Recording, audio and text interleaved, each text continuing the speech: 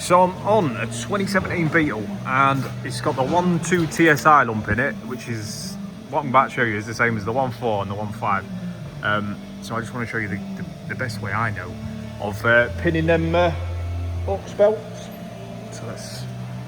So I've got a pin. These normally come in the timing tool kit, right? And all you're doing, I'm going to try and do it one-handed.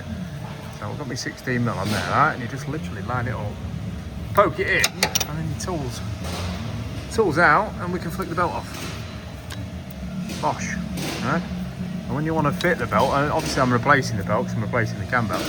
And when you want to fit it again, you can either get your 16mm onto the bolt just here, yeah, or if you've got two hands, sorry, just pull down on the belt a little bit, enough to release the pressure on that, and she's good.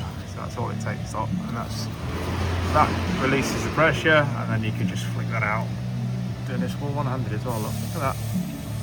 And there she goes, and it just sits in the little hole there and just releases the tension. So if you didn't know, this is a 1.2, same as the 1.4 TSI, same as the 1.5 TSI, all from about 2015 onwards. So not the old chain driven one. This is the cam belt driven one. So there you go, guys. Top tip of the day.